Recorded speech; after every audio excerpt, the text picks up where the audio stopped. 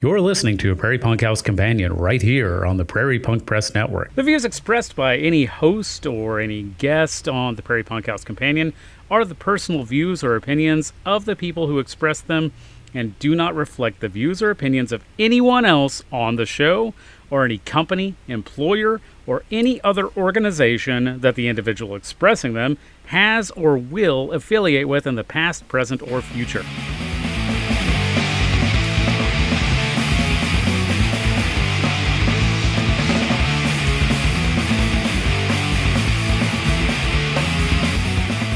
Hi everybody, you're listening to a Prairie Punk House Companion. We're on episode 14. My name is Neckbone. Hi, I'm Jerbear, and I fucking hate punk rock MBA. That was not part of our previous discussion at all. That came out of nowhere. I just wanted everybody to know that Finn McKenty and punk rock MBA are fucking bullshit. Awesome. We can elaborate more on that later. I'd love to hear it. I actually have never really watched his channel, so I have no information on him. I think you sent me one video one time, and I watched like part of it. He just has the consistently worst fucking takes in punk rock, and I don't even know why he calls anything that he does punk rock. He just fucking sucks. Yeah, he did a really long video about fucking Goldfinger, so that tells you anything. We just did a punk movie review on the really bad non-punk rock Suburbia, so I don't know if we can talk right now. Well, we didn't speak its praises, though. That's true. We did not. In fact, if you want to listen to a full hour of us talking shit on Richard Linklater's 1996 flop Suburbia, then you can watch Punk Movie Review, or listen to it rather. That's our other podcast, and you can find it in all the same spots you find this. So if you just want to listen to us bashing a Richard Linklater film about Gen X for about an hour, you can go listen to that. It's great. That movie fucking sucks. We have a guest this week, though, who we need to introduce. We do. Yeah. Hey, just real quick, this is the 14th episode from the 14th Street Punks. Hey-o. Oh, yeah. Okay, so we dedicate this episode to anyone who ever lived on 14th Street in any of the punk houses. I think there were 2 punk houses in Lawrence, Kansas on 14th Street. So if you lived in either of those, this episode's dedicated to you. Who's our guest? I'm Joe. Hi, Joe. How's that work? Yeah. That was great. Hi, how's it going? That was good. Thanks. So how do we know you?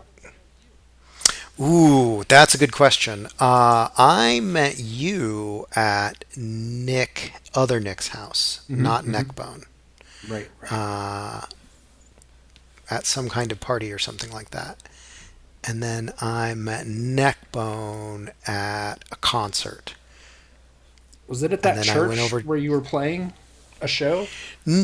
No, I don't recall meeting you guys there, to be honest. It was some super weird church just down the street from Boston Apartments.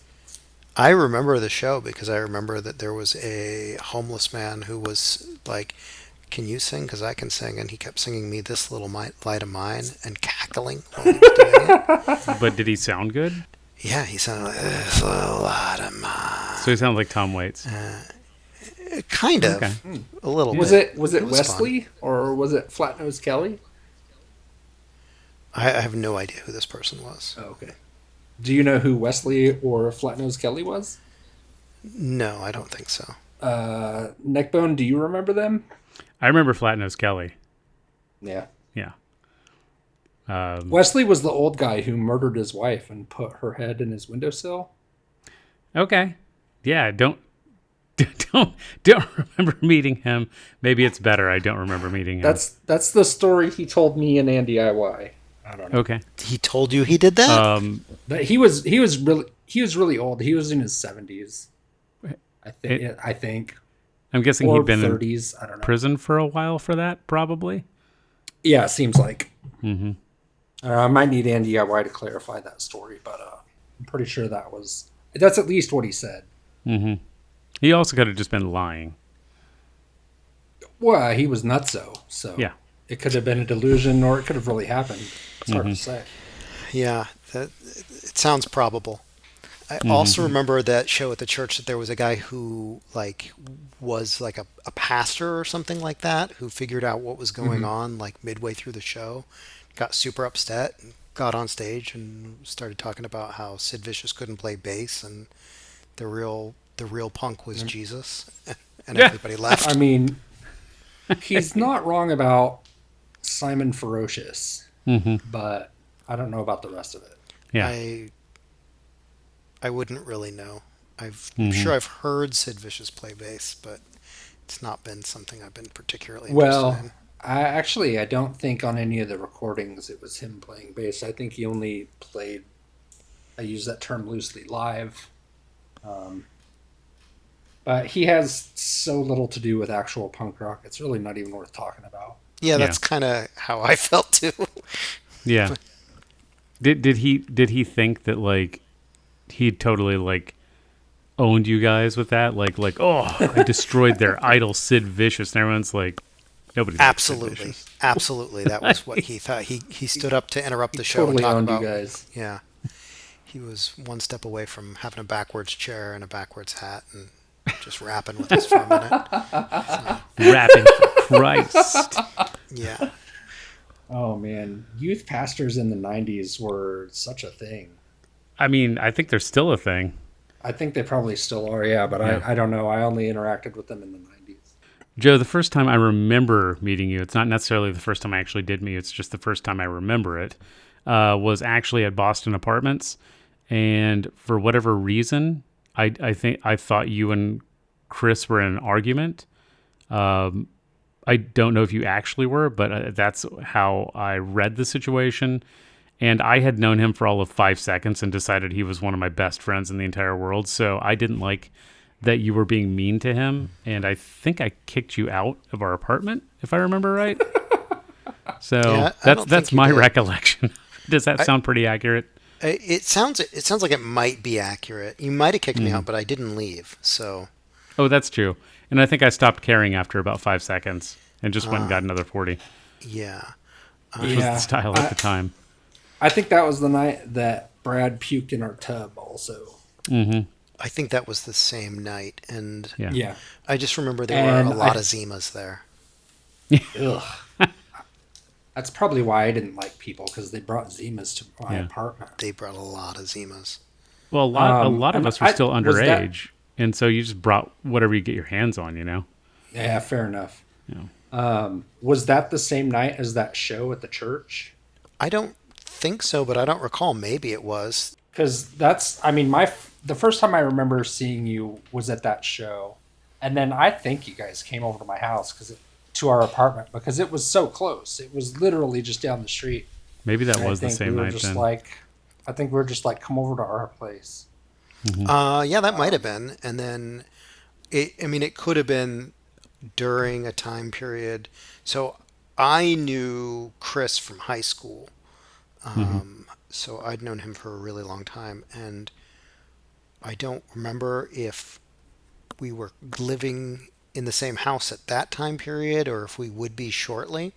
Because I don't remember if I was still living in Kansas City or if I had already moved to Lawrence by that point. I think you guys were still in Johnson County. Yeah. Well, I lived in I think- Kansas City. I know it. Oh, okay. Yeah. I know think at least. Chris was still in Mayo- high school, I think. Yeah, that's what At I that thought. point. Yeah. That Chris, I think, was Like- still in high school when we moved to Lawrence. Oh, yeah, Yeah, probably. that's- He was a little that's bit right. younger than all of us.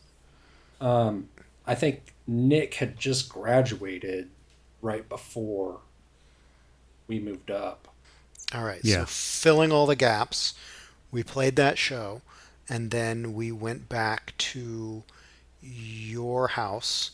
So we played that show. The band would have been Basement Disasters, and that would have been Yeah. with Eric and his cousin Caleb and Brooke, and then possibly all of us went back to that show, and then the kids who went to high school with us would have been Chris and Brad, who I guess threw up in your bathtub, which you were not a fan of. But I think No, I was not stoked on that. going for a couple years, after that, in a couple of years, that's just par for the course for any given evening. So, Yeah. you were Yeah, I just, can't really hold it against him at this point. yeah, you were just developing a taste for what would be to come. So, yeah, Well, it's not something that I hadn't already done. Right. But like, Me too. I'd for already some puked in our reason, I bathtub was many like- times. I was just like unacceptable. yeah, no, I get it. Yeah. Offered no grace. We're not for we're not people in the behaving you just puke like in my me. bathtub part of our friendship yet. You That's jumped true. way too many dates too far. Yeah. Work up to that. Okay, Yeah. understood. Mostly strangers puking in my bathtub, but Yeah. When did we stop being enemies? probably like the third or fourth time we hung out. Because I feel like it was at a show at the Flanders house when you still wanted to beat me up. It was you guys became friends when I was living in St. Louis. Because I remember I came back from St. Louis and moved into the annex. And Jerbear, you said, "Hey, I'm going to invite Joe over, and he's going to hang out." And I was like, "You hang out with fucking Joe? Seriously?" That's how I And feel all so the time. So at some point while I was in St. Louis, you guys had become friends, and I was utterly shocked. I was like, "What?" But then we became friends probably like a day or two after that. So So my recollection is that. See, this is why I'm wondering if I didn't already live in Lawrence, but Maybe you did. at the house that I lived at in Lawrence with Chris, and I remember you guys being like, "You can't come over if you want to fight our friend Chris," and I was like, "I don't know what you're talking about. I'm not going to fight anybody." I think that maybe I had said that I was, though. I was like, "Oh, I'm going to beat up Chris," or something like that. just for the fuck of it, Yeah. just bored. Yeah, it never happened. So, I remember that you, Jer, were at our house on our porch talking about how you were gonna do something to Brad. Like you were like, "That guy, he puked in my bathtub. I'm gonna kill him later," or something like that. I don't remember totally- exactly what it was, but Totally reasonable response. you were being. I mean, I don't pretty think I mean. was that violent, but yeah. No, Probably. you were like sitting in a chair, like talking. But you were being pretty mean, and I was like, "You can't say that to my friend." And so I got a 40 and walked around the porch or the house or some way in which I was standing behind you, and then came up behind you with a 40 and went to hit you in the back of the head with a 40, but no longer had it. Because someone had just I remember hearing about that. Nick now. had just Yeah, taken it out of my hand as I was walking around. I vaguely remember that. Was that at the Simpsons house? Did you live at the Simpsons house? I never lived at the Simpsons house. Okay. I lived at the I feel Flanders like- house, which was I know that. next door to the Simpsons house. Hence the name. Right. No, I remember that. Because I feel like that night was maybe at the Simpsons house. Not at the Flanders house, but maybe it was the Flanders house. I don't know. I think that the Simpsons house didn't have a front porch like that. Oh. Yeah, the Simpsons house was more like a bungalow style house, if I remember right. Yeah. Yeah, I don't remember then. But All right. anyway, then since we never actually fought, we got along. Nice. I think it might have involved at some point having a conversation sober. Oh, yeah. That might have Yeah. done could it. do it. Yeah. Yeah, that could do it. So, for Nick, I remember specifically coming up to me at a show and being like, "Hey man, how's it going?" And I was like, "Oh hey," and he's like, "Hey, you want to buy me a beer?" And I was like, "Yeah, okay, I'll buy you a beer." And then I bought you a beer, and you were like, "Haha, got you, fuck you, asshole," and ran off. And I was like, "Okay."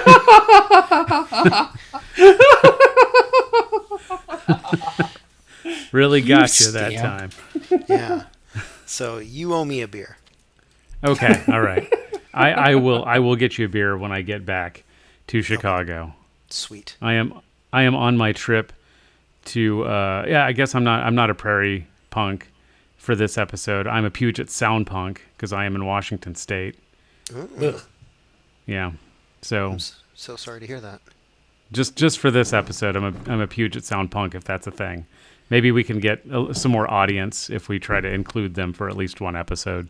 Joe, Johnny and I seem to both have memory problems with the Against Me show. Can you fill gaps on that? Do you remember that? Because it was your house. Yeah, I remember that for sure. I remember that Against Me played at the Flanders house, and I don't remember. I mean, there's a video of it, like you can see it on YouTube. Yeah, and there's no one playing on a bucket. That's a proper drum kit. So then that must be the second show there. So everybody told me there was only one show. I'm pretty sure there were 3 Against Me shows. Oh, damn. Mixing it up. So Now there's crazy. 3? Because I thought there were 2. They Johnny definitely said there was only 1. So Against Me definitely played at the Flanders house with buckets at one point, and then I think they played a second show with a proper drum set, and then they played The video has a proper drum kit. Yeah, so they played a bucket show at one point. Okay, and I remember both of them. I think then that sounds right. They played a drum show at the Flanders house, and then they played a third show at the Rainbow house. And by the third show, they had an actual album, like a professionally or like a much better quality album. I think the Rainbow House show was the only one I actually saw. I didn't see the Flanders ones. I think that was when I was in St. Louis or something. Yeah, I think so too. Yeah, I know at the first Flanders show they just had like a demo tape. I think. And then they had like vinyl at the next one. At the Rainbow show by that time, yeah. Yeah, that was when Reinventing Axl Rose came out. Right. Thank you for saying the name, because I kept wanting to say Pints of Venice Makes Me Stronger album. That was 2003, probably. So I was already back here. So I know I didn't see. Yeah, that was definitely during the Rainbow era. But I remember the bucket show a little bit, but the video is a proper drum kit. Yeah, for sure. I'm pretty sure they played at the Flanders house twice. I thought so too, but everybody told me no. So I'm glad that you're here to back me up. Yeah, we have an actual Flanders here, so. Yes, my recollection is that everyone was excited for the second time, and no one knew who they were the first time. Right. What about the State of Fear show? Ooh, that was a good show. So the State of Fear show was kind of a mess in a lot of ways. I think everybody was really excited for that because State of Fear would have been, that was S-tier punk band to get to come and play at your house. Fuck yeah. At least in my mind. And yeah. They'd been broken up for a while too, so it was kind of like a reunion tour, wasn't it? That I don't recall. Is that right? Maybe I'm wrong. I that I don't recall, but I know State of Fear was one of my favorites. And still pretty good stuff, and everybody liked it. So they played, and we made a real big deal about it. And I think we were trying to charge like $3 or $4 at the door or something like that. And everybody came running in. Like nobody would stand at the door to collect money.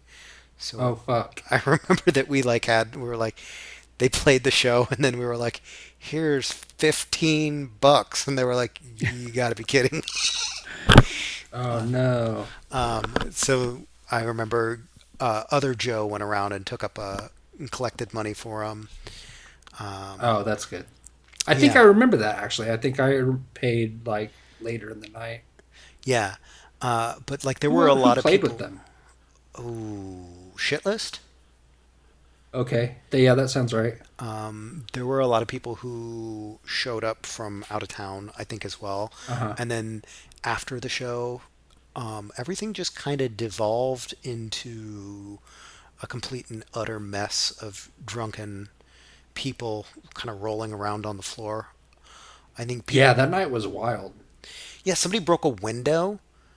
And then I think somebody was like, "It's too hot in here," and they just smashed out the rest of the window. Jesus Christ. And then somebody got all stupid drunk and threw up in the living room. And then Uh-huh. somebody else was like, dude, that's hummus. And they were like, that's hummus? No. Yeah. Yeah, and some guy like picked up a big chunk of broken glass and was like, I'm gonna eat this hummus. And I was like, dude, that's vomit. And that's broken glass. Like, what are you doing? Oh God. And I just remember that was the one time where I was like, boy, I wish I could leave this house. Because it's like 6 o'clock in the morning. There's Too bad people. it's your fucking house. Yeah, yeah. So I don't. One thing I remember you telling me, and I know we mentioned this, but I couldn't remember it very well. Didn't you say that the wall in your bedroom collapsed or something? Yeah, yeah, that happened. I don't remember exactly. I like the window and part of the wall fell off. That house was pretty trashed by the time we left. So Yeah. the Y'all did a upst- good job. the upstairs toilet was clogged with glass. Good Lord. Like there was just piles of broken glass in the upstairs toilet. So we locked the door from the inside and crawled out the window so that no one would go in there and use it. But then at a show, somebody went in there and used it anyway. How? I, Broke the door down? maybe. I don't know. I, so that wasn't good at all. So we had to lock the door from the inside again so that no one could go into the room because it was too disgusting. I remember we tried to get out of the lease at that place, but none of us knew exactly what was involved in that. So we went to the landlord's office and was like, hey man, can we sublease? And he was like, I suppose so. And I was like, cool. I see here it's like a $200 fee. And he's like, yeah. Like, so I just give you that and I'm out of the lease? And he was like, no, you need somebody to sublease. And I was like, I don't know what that means. Kids are so dumb. Yeah. I mean, none of us had ever lived in a house before. Like, Right. Yeah, no, I know. It's also when you rent to like, a bunch of 18, 19, 20-year-olds, I mean, you can't expect that they're going to take the best care of your house probably. Yeah. I would probably push back on that 18, 19, 20-year-old and be like 16, 17, 18-year-olds. I think. Yeah, fair. Yeah. Some of y'all were pretty young. How many Yeah. of you were actually on the lease? I don't know. Okay. I Which kind of brings me to my next topic, jumping ahead. Speaking of bathrooms that don't work and not being entirely sure who's on the lease, I want to bring up the central house, the second central house, the one where we lived in Kansas City, Missouri, in Westport. So we Jerbear and I talked about it on the last episode. We kind of left off where I had moved in, and I don't remember. Somebody had invited me to move in there because there was an extra room. I think it was you. And I was sick of living by myself, and so I moved in. And that place was already trashed when I moved in. But you were there, from what I understand, you were there from the beginning to pretty much the very end. Yeah, I think that was the case. I'm pretty sure I was there in the begin. I mean, I know that I had one of the rooms in the beginning, and I lived in that room the whole time that we had that house. And I know I was there till the end because I remember Eric calling up, and right when we were moving out, like the day we were moving out, he called and he was like, "Hey, I'm getting on a plane right now, and I'm heading back to Kansas from Hawaii. Can I move in?" And I was like, "No, dude, we're all moving out today." And he was like, "Oh, well, I don't know what I'm going to do then." And I was like, I don't know either. You should have figured something out before you decided you were just moving into my house, but okay. Yeah. From the airport, calling from the airport. Yes. Yes.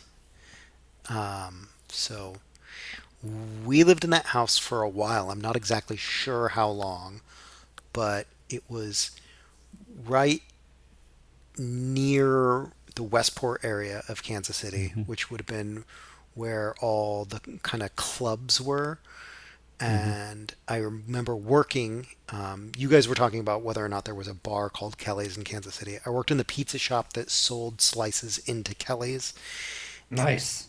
and also into the street. And there was like a big like America's pub, like, and a country Yes. western pub, and they were on one side of the road, and then there was like the more hip hop club on the other side of the road, and the cops would build barricades between the two in the summer, at nights on like Friday and Saturday nights, because otherwise there would be like fist fights and riots between the two. Not that there weren't anyway.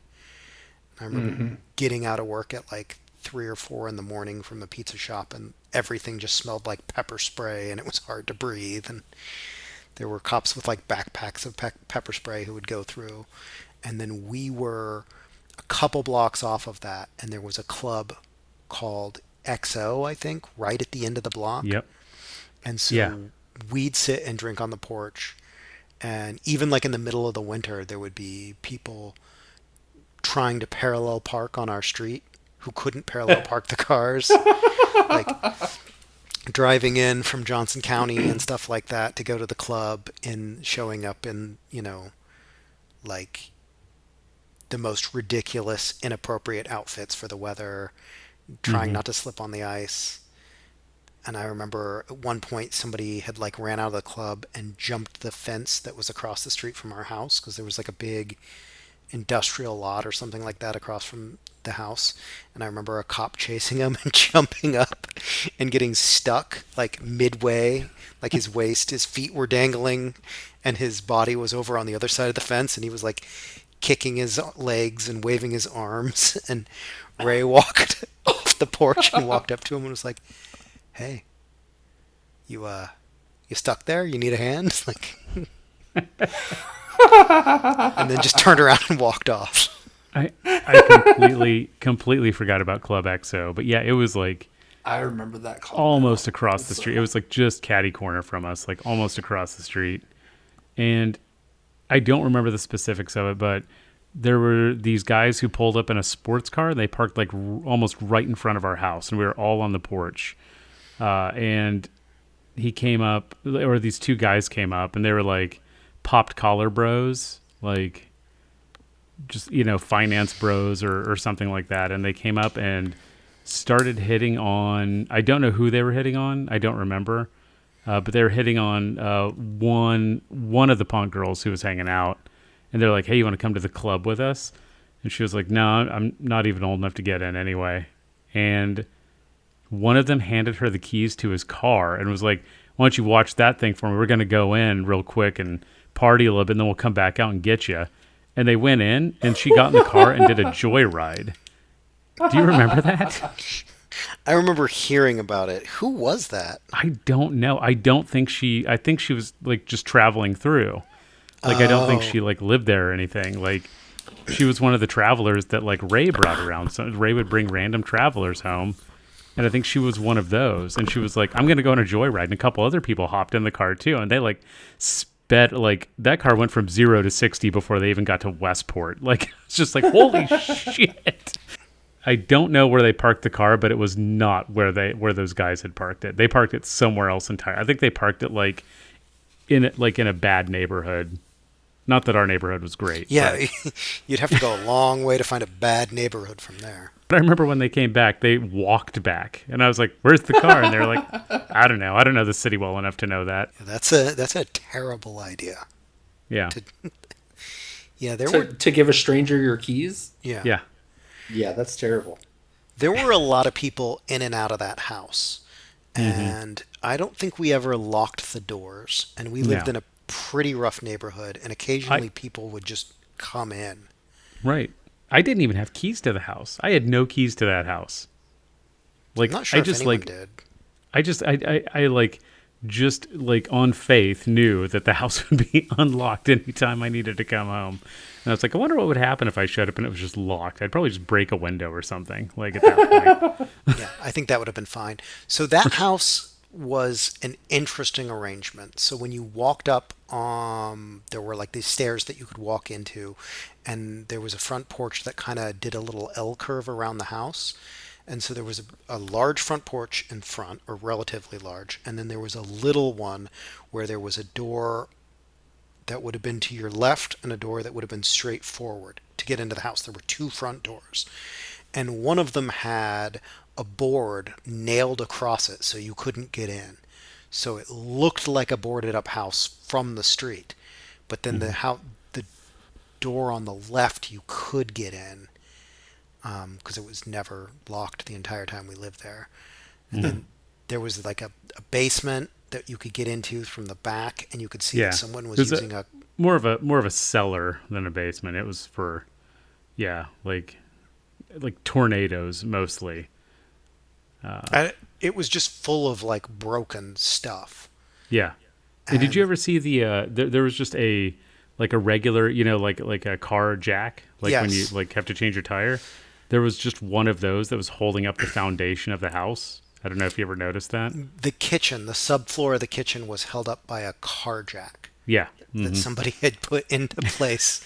And we had shows. That sounds completely safe. It was totally safe. There was a board that was just hanging by copper wire. Like there was like electrical wire that was just normal electrical wiring for a house that probably should have been inside the walls, but whatever ceiling there was to that cellar area had collapsed, and there was a board that was hanging from the wire, and it was holding the wire down. I was like, oh, that can't be safe. And then also the upstairs toilet stopped working at that house, which I believe was the only toilet. That was the only bathroom, yeah. So I would just, if I had to piss, I'd just go in the backyard. Super easy, but like if you gotta take a shit, like you better hope that your job is close enough to get there, which ours were, thankfully. I remember that we called the landlord and we're like, the toilet isn't working, and they were like, oh, well, just find our plumber. And I was like, I don't know who your plumber is. And the landlord was out of state, right? And she was like, well, just get the yellow pages and flip through them and find the plumber. His name was like Josh, or maybe it was like John or Joe. So just call that guy. Yeah, he had some super common name. Just call John.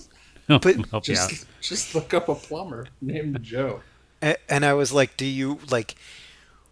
Okay, are you gonna like pay this person or do we refer them? And they're like, no, if you find the right plumber, they know me, so they'll take care of it. And fucking hell. And it wasn't like there was a common name. It was like she was like, it was like Josh or John or Joe or Jacob or something like that. Just call all the plumbers, and then you find the right one, and he knows me. So we got my mom's boyfriend to come over and tear out the ceiling to try and fix the toilet from underneath. And he did it, and he found the pipe, and he was like, oh, I don't have the tools to fix this pipe. And so we just were missing chunks of ceiling, and the toilet didn't work. Like, we didn't have a functioning bathroom it was a long time. I mean, we lived there for, 2 years, probably?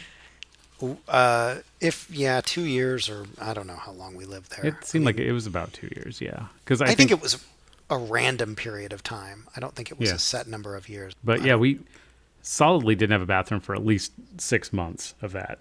Yeah. I can't believe we paid any money at all to live in that house. I know. I don't remember what the rent. Well, I remember I paid it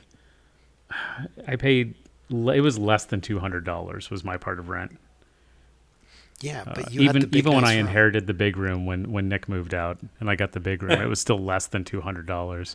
I remember that my rent was $147.50 every month. Okay, I think I paid like $180 for the big room or something like that. No, it was pretty good. You can work at a pizza shop and feel like you've got it made. Yeah. Work at a pizza shop, go to AC's and buy 50-cent PBRs after work, and then... Yeah. But Buzzard Beach, too, 50-cent PBRs. Yeah. Work at a video store for 30 hours a week and then deliver pizzas for another 10 hours a week, and, like, you're good, man. Just go back to a house that was basically open to the public? It's like half a step above living in a squat. Yeah. It was basically, it was a squat that we were paying for, is all it was. I mean, I'm pretty sure it was by the end. I think we stopped paying for the last few months we lived there. Oh, definitely, yeah. You guys all moved to Lawrence after that. I moved in with Stein while I went to UMKC because he had an extra room. And then I decided to transfer to KU. I don't remember why. I think I just missed Lawrence. And then I moved out there and moved in with you guys on 19th Street, which was not a great house, but it had a functioning bathroom. So that was a big plus for me. I that was a big step in the nice direction for me. I really was a grown-up, mature man living in a house that had working all the things. I do remember we were responsible at the 19th Street house. We were responsible for mowing the lawn, and we didn't have a lawnmower, but we had this old weed whacker that was just came with the house, I guess. So I ended up weed whacking the entire yard one time. It took me like 3 hours. It was a really long and painful process. That sounds, I appreciate that. That's very nice of you. I did it exactly one time. I was like, well, fuck, I'm never doing that again. Then we just stopped mowing the lawn again. I don't recall how the lawn got mowed. I don't think it did most of the time. We just had wild grass. Yeah. But it was still better. The central house was still I think the central house was probably the worst place I've ever lived that I've paid to live at. There were all kinds of people in and out of the central house who stayed there for a while or just crashed there for a while, or people like their boyfriends or girlfriends or whoever would move in for a while and just kind of live there. And definitely there were people who we'd meet at Food Not Bombs and then just be like, all right, well, you live with us now. Right. You seem cool. You need a place to crash? Yeah, come on over. Our house is literally never locked. Yeah. We had I remember that Brad, who we'd mentioned earlier, came to a party at the house, and he brought Christy with him, and then she just lived there from then on. Mm-hmm. Yeah. I remember that. Yeah. I'm pretty sure that's what happened. He just brought her to our house for a party, and she just stayed for a year or something like that. Something like that. She was there a long time. Yeah. It took me a while. I remember it took me a solid month to realize oh, Christy's just one of my roommates now, I guess. I was like, that's weird. She hasn't gone home in a month. Oh, she fucking lives here. All right, whatever. I definitely remember you talking about waiting at, what's the other bar that we Newsroom? went to? Waiting at the newsroom. You were like, I was waiting for somebody at the newsroom. And I was like, if you were waiting at the newsroom, it was for Christy. That's for sure. Yeah. She for whatever reason, she had 3 shirts. They were all dirty punk rock shirts. And she would sit there and she'd walk out of the room wearing one. And she'd be like, fuck, I got to go change. She'd go change to one of her other dirty punk rock shirts. I have never seen somebody rotate through 3 shirts that many times in 10 minutes. And I'm like, they all look the same. They're all black and white, dirty punk rock shirts. It doesn't matter. Let's fucking go. We're going to the newsroom. Right. We're going to the same bar we go to every fucking night. We're going to hang out with the same people we live with. At the bar that we're going to go hang out to, that we're going to walk to, and then we're going to go to Chubby's afterwards. Were you at Chubby's when it got, when Drive-By shot up? No, I heard about it. I wasn't there that time. So just as an example of the kind of situation we were in, we would go there to the newsroom, get all drunk, and then go to Chubby's. And I remember, which was a 24-hour diner, and I remember Chubby's got shot at. Somebody drove past and shot at it. And when that happened, Ray got up and ran over to a table because everyone was diving under the tables, and he got up and ran over to a table and stole their fries because he didn't have any.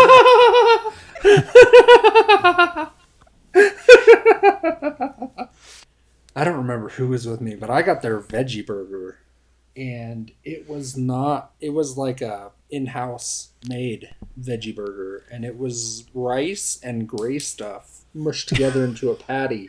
It wasn't even solid. And I ate part of it, and I was like, we were done, and I was like, the server came over, and he's like, how is everything? I was like, this is the worst thing I've ever had in my mouth. I'm not paying for it. And he was like, He was like, well, let me get the manager. I was like, get whoever the fuck you want, but I'm not paying for it. Yeah. I think that just is one of that, of course, was before I had the cigarette butt omelet. Of course, which is now the worst thing that you've eaten. Yeah. I've had worse. That's just what a veggie burger was in Kansas and Missouri for most of the 90s and early aughts. I was lucky. I was one of the few people in the group that was not a vegetarian, so I didn't have to endure. I did every once in a while get one just to see what y'all were eating, but yeah, I remember all the veggie burgers at diners just looking like just slop on a bun. They just looked awful. Yeah, it's pretty bad. Yeah, which is honestly why I just didn't want to be a vegetarian, because I kept looking at your options and I was like, nah, that's, my God, that's awful. I can't fucking eat that. That's why everybody loved Genghis Khan so much. Yeah. True fact. Yeah, Also, I hear it's it was back. really good. Mm-hmm. Oh, Yeah. I would eat there if I were not hundreds of miles away.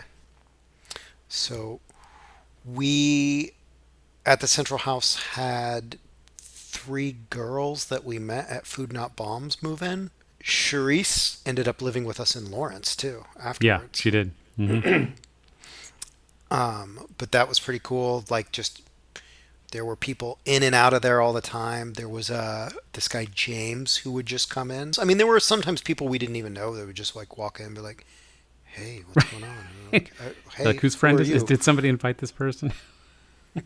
But James, I can't remember if we met James at Food Not Bomb Yes. or if we met James That's where I met him. breakdancing. Oh, I met him breakdancing at Food Not Bombs. So, Oh, okay. yeah, both for me. So both.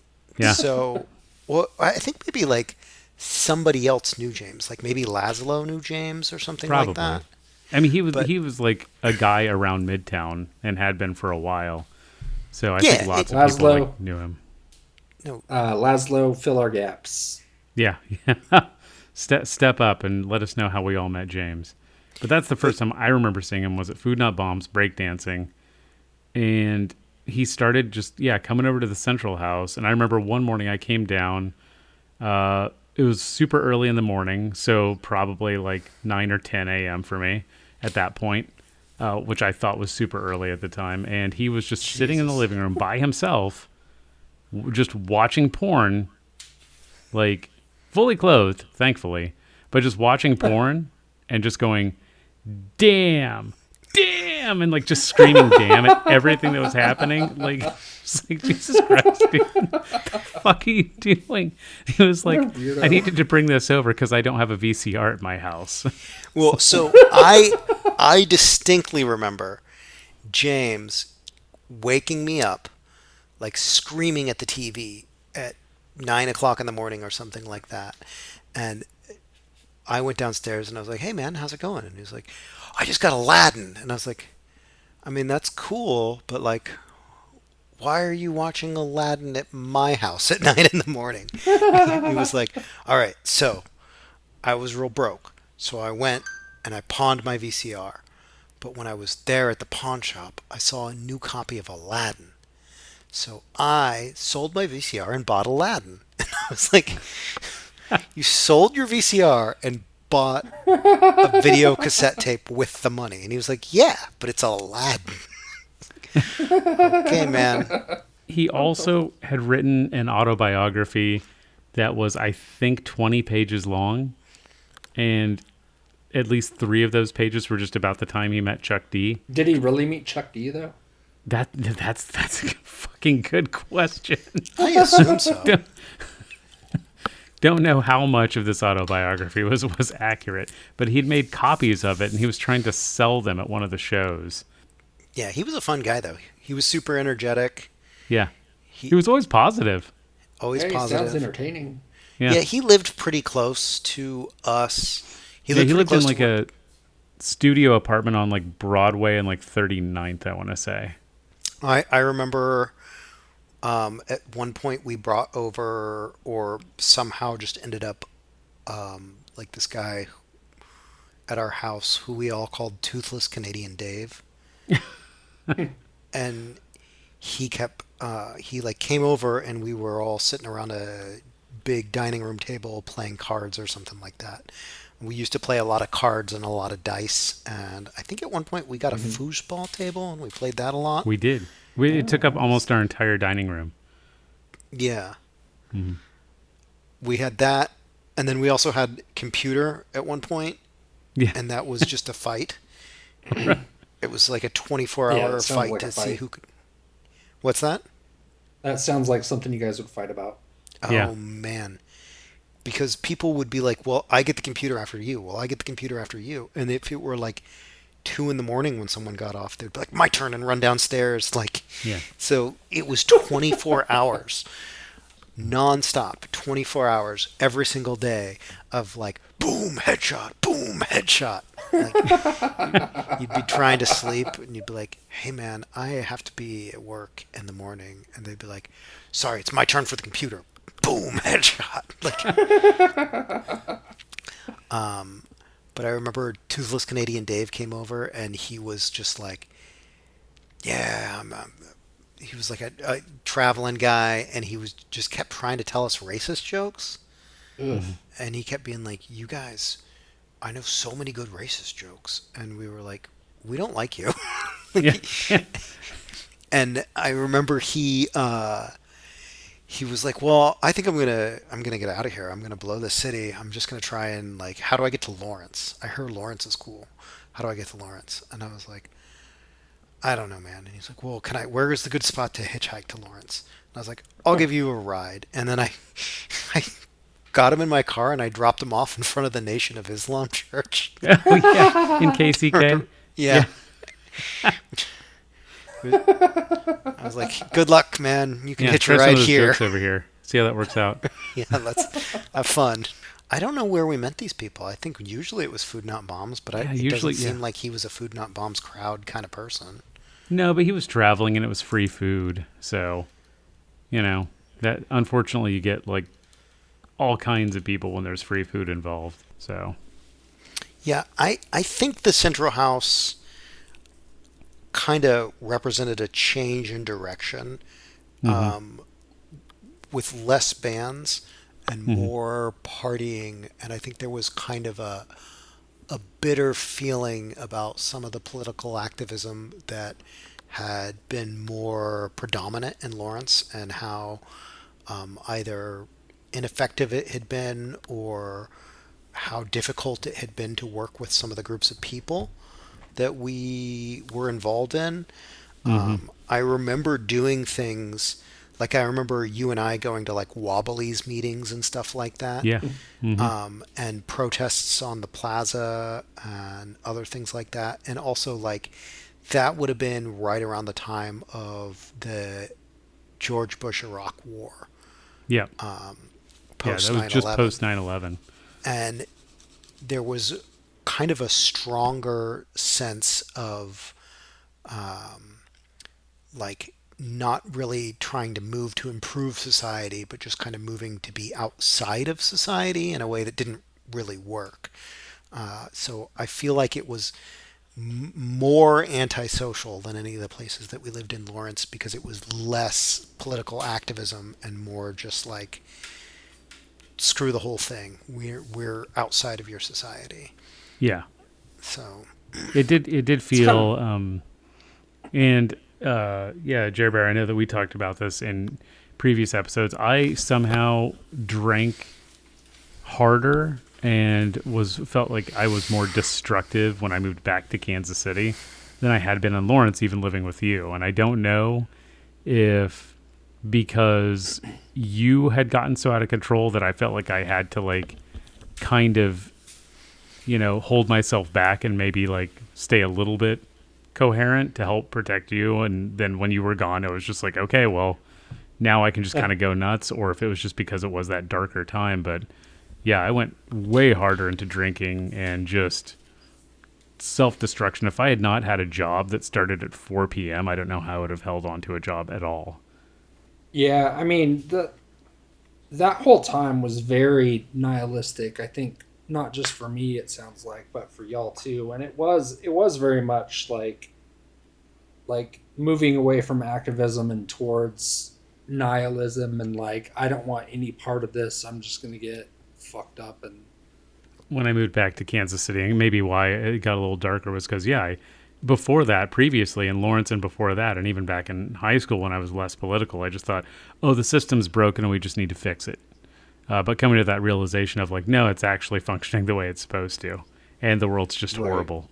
Like, and that's, I think, how that kind of led me down a darker path when I started to realize that was the case.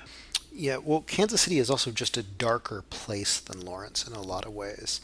I mean, Lawrence, it functionally wasn't the real world.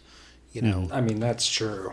the way things would happen. You know, I remember not me, but the fake me that for legal reasons is distinct from me doing things in Lawrence, the character of me that is in the story now, doing things in Lawrence that just completely getting away with whatever kind of crazy thing, but also like we did things like the reclaim the streets where nobody who's real rented like trucks and filled them full of couches and blockaded off the streets, and was like, we're going to protest the gap, and doing things like sealing bank doors shut and sign drops, and there I remember this fake character remembers that there was critical masses where the cops would try and arrest people, and people would be unarrested just by the crowd of people surrounding the cops. And then in Kansas City, you've got, things like, I remember going to a party in Kansas City and drinking and finding like a rocking horse on the side of the road, like with somebody's trash where they'd put their trash out. And I was like, oh great, I'm going to take this because it's awesome. And we had that for a long time at the Central House. We had all kinds of weird stuff there. We had the battle frog. We had the battle frog, which bears some description. And I used to ride a battle frog with a battle axe around the house, which was like a piece of playground equipment on like a big spring that you could bounce around on. And the battle axe was just a firefighter's axe that I would just wave around above my head. Drunk, waving an axe around. Yeah. Safety guaranteed. But I was walking with this rocking horse, and I got to like Main Street, and I just saw all these cops, and I looked around, and there must have been a dozen cops there, and I'm holding this rocking horse pretty drunk, and these cops are all just looking at me, and then they all look at the dead body laying in the middle of the street. I'm like, all right, good evening, officers, and just walk off. Like, there were drive-bys, and Kansas City was rough. Somebody got shot across the street from the Central House, and died there. And Kansas City was pretty rough. Oh, I had lived near. There used to be a venue called the Fuse Box, and I'd lived near where that was. And on the block that I lived on, there were people who were not the police who would patrol with guns, and there would be sex workers out on the street corners, and I could hear gunshots like almost every single night. And I kind of wonder, like, I mean, there was definitely like a level of violence and a level of poverty that you didn't see in a town that was almost exclusively college students. Right. Oh, that's for sure. And there was also like, as men at least, there was a level of safety in Lawrence that didn't exist in Kansas City. Now, I know that particularly in South Park, women would get assaulted in there late at night walking home. So I can't say that Lawrence was safe, but for white dudes, it was really safe. Like walking back from La Familia after work, and even stopping and drinking, and then walking back home by myself. other than like, if you saw like a big truck with rednecks, then maybe just cut down the next street. But other than that, like, Yeah, you that were was going the to be threat fine. in Lawrence was fucking rednecks Right. for us. But and also like even the cops, like the cops in Lawrence, like I'm not saying that they never harassed people. I mean, we've definitely got stories. Like, I mean, even I got hit with a intoxicated in public ticket, open container, and all that shit. But like in Lawrence, mostly it left us mostly got alone. played off as, you know, the cops being like, "Ugh, you annoying little scamps. Oh, you've done it again." Did you guys ever go to shows at the Next Space? Yes. No. It was like Cherry, like 18th and Cherry or Yeah. 13th and I Cherry went or with you. something. You took me there. Yeah, and Yeah. there would be bands that would play there too, and that was the kind of area where there was just not a lot of people around, just kind of empty area. I mean, but there were people who lived by there, but I know that right next to that area, there were like 3 or 4 people who got hit by buses because the buses would just gun it through there at like 50 miles an hour. Because they're afraid or what? I mean, there just wasn't a lot of people or anything like that. Mm, I remember that at a certain point there would be like it's pretty fucked certain up. certain parts of town where there were like dogs roaming around and stuff like that. So I remember hearing about that shit too. Yeah. Oh yeah, I do. I remember the dogs because I remember when I finally did see the Penelope Spheres Suburbia and they had the wild dogs. I was like, oh, that's like Kansas City. Yeah. yeah, good stuff. Good stuff with Mhm. that. Yeah. So, but it's all different now, is my understanding. Yeah, Yes. it seems pretty nice hmm when I visited. It's all. I have not been to any of the new stuff in Kansas City. I've still never been to Power and Light. I haven't really been downtown or to the River Market or to anywhere where the little like the tram system that they built goes. I mean, I don't really know anyone who lives around there anymore, so just I haven't had a reason to go in the couple of times I've visited over the last decade. So, We went up over right after the 4th of July. We took our kids up and we went to Worlds of Fun and Oceans of Fun. That was my first time being there. I lived there for years and never went there. One of the things that would happen in Kansas City is that it would get freezing cold at night but warm up during the day. And so in certain times of the winter it would rain all day and then it would freeze at night and you'd get a thin layer of ice over everything.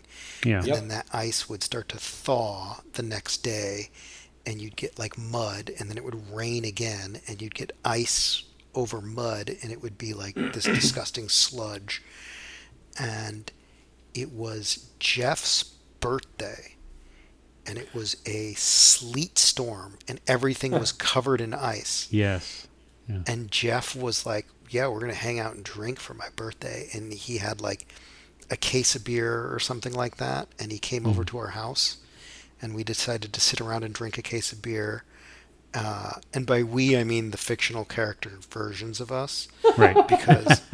Because Jamie decided that that was not good enough for Jeff's birthday. He needed to go to a strip club. Oh, I remember this story.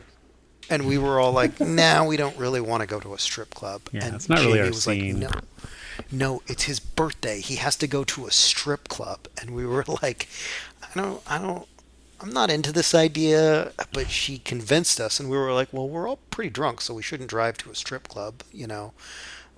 And so she got somebody to come over and drive us to a strip club.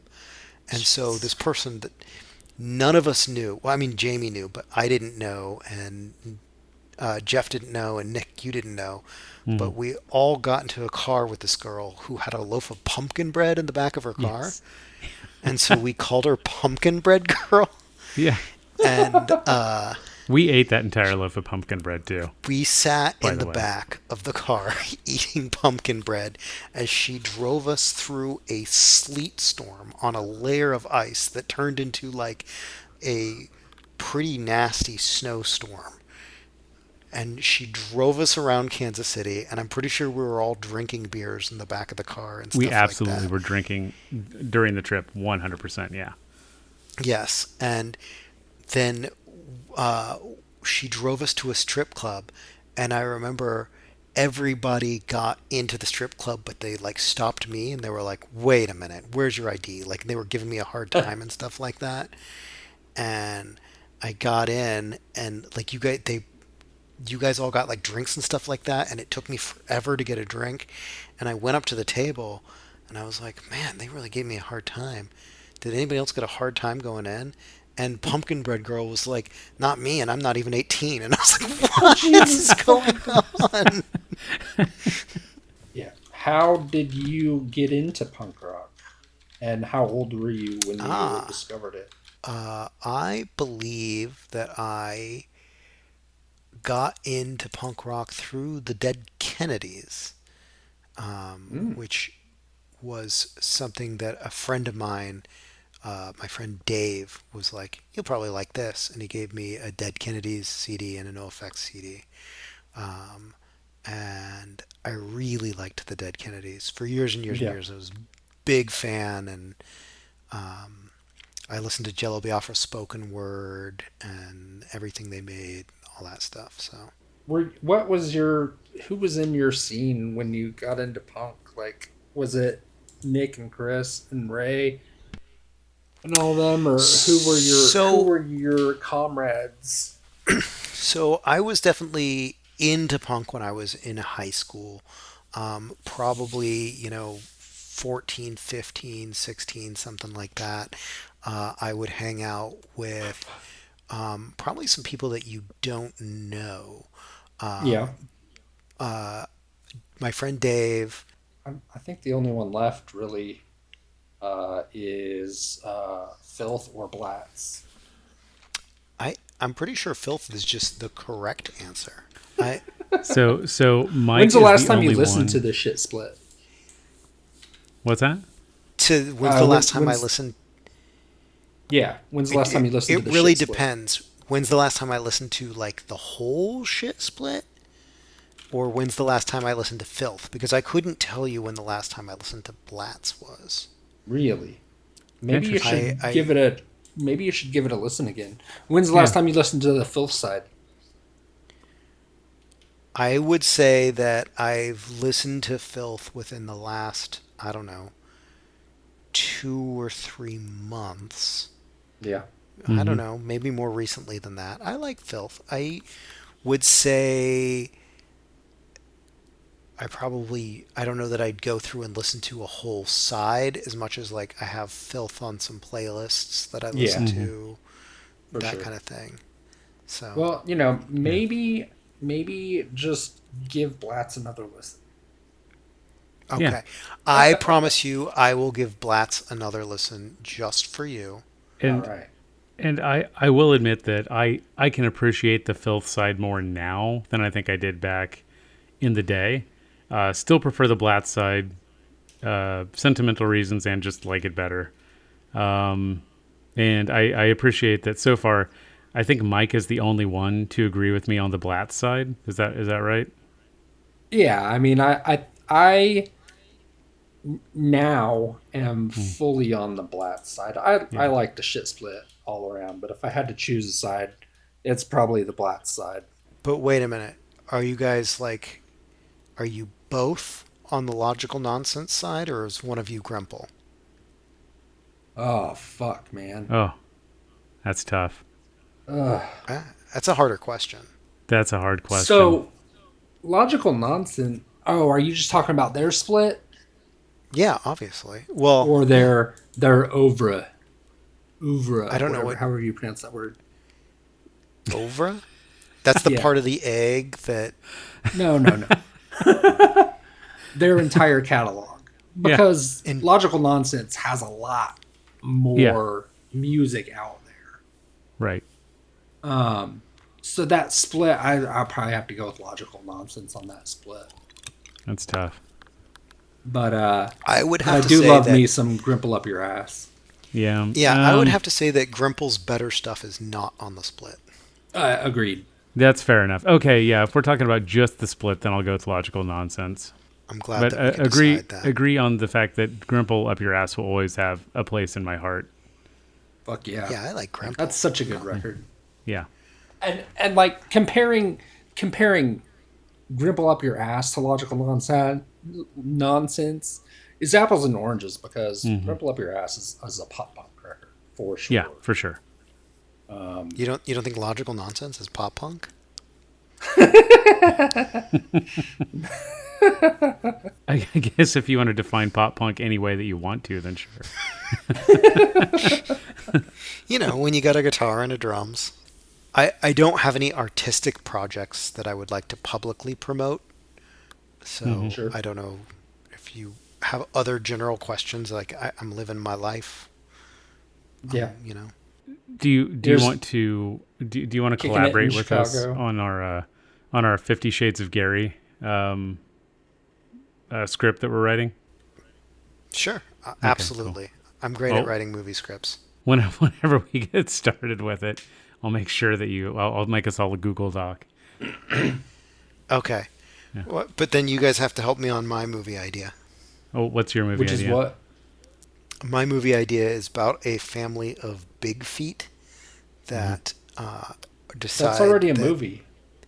the heat is on, like the heat is on and they're in trouble, and so they transmorph themselves into humans, which is something that these big feet can just do, and Sure. they take over as sheriff of a town. But then, as sheriff of the town, they keep getting calls about the big feet activity that they themselves are doing. And so they're living a double life, trying to hide as big feet, but also trying to capture themselves as big feet. Yeah. And we play it up for laughs at every chance we get. Of course. Can you tell me the heat that is on, from where does that heat come? Well, like people spot Bigfoot prints and they call, and the mayor's like, "Sheriff, you got to do something about these big feet." And the sheriff, you cut to the other end of the phone, and there's a Bigfoot on the phone being like, "Oh man, I take it super seriously. I definitely want to capture these big feet." Oh, Bigfoot. Okay, Bigfoot footprints. Yeah. For a second, I heard that as Bigfoot, comma Prince, as in the singer-songwriter. Also, Prince is the Bigfoot, Oh, really? who's the sheriff. So, Okay. Let's see if we can get him. We'll see. Well, hey, Johnny lives in Minnesota. Let's see if he can land Prince for this movie. yeah. So when we show the Bigfoot in its human sheriff form, it's Prince in a purple sheriff's hat. Awesome. Prince is available, right? We can get him. This movie sounds pretty awesome. I really think this movie's going to be hilarious. It can be It's got potential, kid. it can come out. It can be like a back-to-back release, like the Grindhouse, like the Tarantino Grindhouse. Except we can have this and Triceratops as back-to-back releases. Yep. That'll be good. I think this will really work out because it's got the previously existent IP. Because, people like Bigfoot. They're into conspiracies, and there's an audience for that. So That's true. True. And people also like dinosaurs, and they also existed at one point, just like Bigfoot. All right. Any other things that you want to ask me or that I should talk about? Or Unless you want to Okay. talk about the night train night when you threw the chair. Okay. So I'm just going to, just for clarification, the chair throwing night train incident has a backstory to it. And it wasn't just that I threw a chair. It is that this party was planned and it was going to be a big deal. And Alex was the one who was like, "We're going to have a night train party. It's going to be awesome. Night train party, this and that." And so before the night train party, we went up to the good big liquor store, which is what you do when you need to buy a lot of night train, right? You go to the Right, good liquor yeah. store. Yeah. And that was right next to Yellow Sub, Planet Yep. Sub. And Yellow Sub in Lawrence.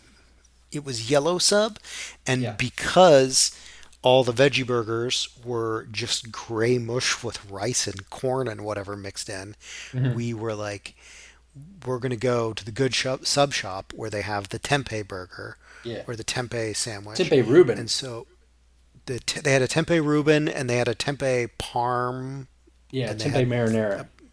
tempeh marinara. That's what it was. I know it was vegan. It wasn't tempeh parm, but tempeh marinara.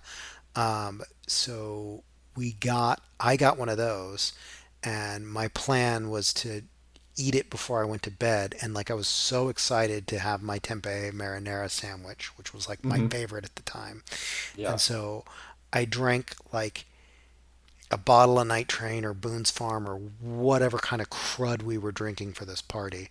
Yeah. And then I got out my sandwich that I had purchased earlier in the day with Alex, and he came running up from behind, grabbed my sandwich, and threw it in the middle of the street. No. And I was so upset. And he like giggled like a little schoolgirl and ran off. And Alex. I I know. And I think that led me to throw the chair or whatever. I think the story is wrong, and the sandwich is actually what landed in front of the cop car, and the cop got out and made a big deal or whatever because of the sandwich. And then somebody said, "Oh, someone threw a chair in front of the cop car," but it was really just a sandwich No, the it whole was. time.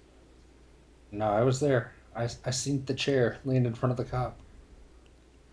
Oh, well, I think that maybe you did that. Yeah, you threw the chair. You were actually the culprit this whole time. Do you guys want to get on like a porn buddy system where we monitor each other's porn usage?